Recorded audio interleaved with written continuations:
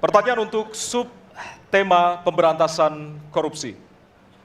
Penegakan hukum atas tindak pidana korupsi menunjukkan rata-rata tren vonis pengadilan yang relatif rendah dan minimnya angka pengembalian aset.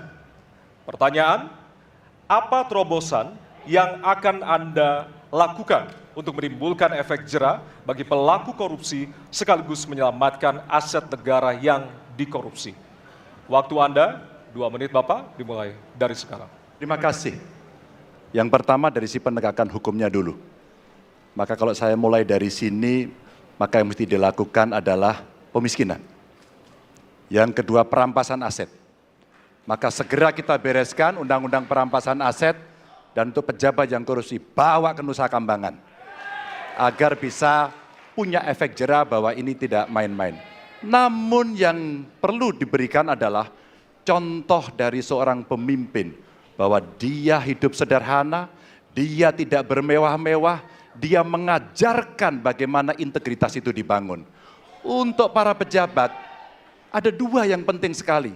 1, biarkan mereka berkembang dengan meritokrasi yang baik sehingga pada saat menduduki jabatan tidak ada lagi jual beli jabatan. Yang kedua, jangan biarkan mereka store pada pemimpinnya. Kalau ini terjadi, kerunyaman itu akan muncul. Data ICW menunjukkan sekitar 230-an triliun dalam 10 tahun terakhir kerugian negara itu terjadi. Dan ini ekuivalen kalau bisa kita pakai untuk membuat puskesmas kira-kira 27.000. Terbayangkan oleh kita, edukasi itu mesti kita tunjukkan dengan sekali lagi teladan dari seorang pemimpin dan pemimpin tidak boleh ragu untuk memutuskan itu. Baik, masih ada waktu Bapak, akan menambahkan? Cukup? Baik. Cukup, baik. Harap tenang. Terima kasih. Kami persilakan kepada calon presiden nomor urut 1 untuk menanggapi jawaban calon presiden nomor urut 3. Waktunya 1 menit, dimulai dari sekarang. Koruptor dijeratkan dengan undang-undang perampasan aset disahkan dan hukumannya mengikuti pemiskinan. 1. Yang kedua, yang tidak kalah penting, undang-undang KPK harus direvisi sehingga KPK menjadi lembaga yang kuat kembali.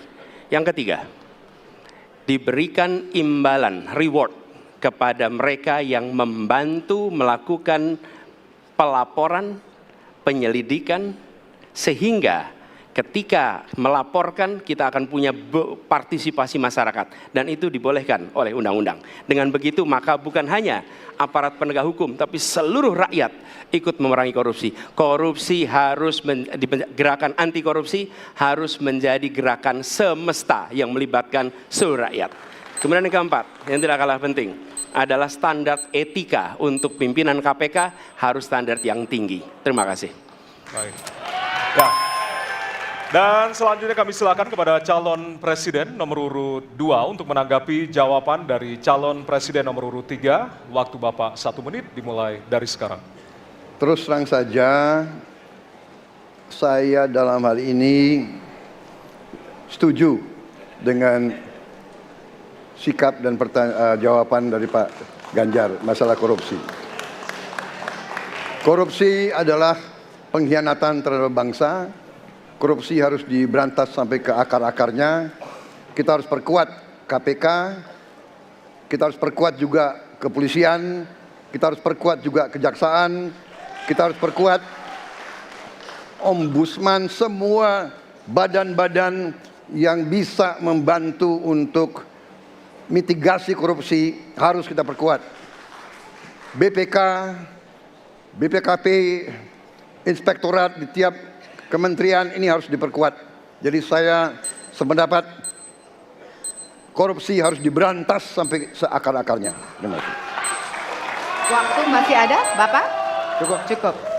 Baik, terima kasih. Kami persilakan calon presiden nomor urut 3 untuk merespon tanggapan dari kedua calon presiden lainnya. Waktunya 1 menit, dimulai dari sekarang. Terima kasih. Ternyata pada isu ini di antara 3 kami relatif sepakat. Mudah-mudahan ini harapan baik untuk masyarakat. Maka yang mesti kita sampaikan kepada masyarakat, inilah janji politik di depan rakyat. Maka kalau kemudian kita bisa menyatukan yang saya sampaikan di awal, pikiran kita sudah sama, perkataan kita sudah sama, maka kalau perbuatannya tidak sama, kitalah yang dihukum oleh rakyat. Maka mudah-mudahan pemilu besok ini akan menghasilkan semangat yang sama untuk kita memberantas korupsi. Integritas itu penting sekali dan nomor satu. Masih ada waktu, Bapak? Cukup. Cukup? Baik.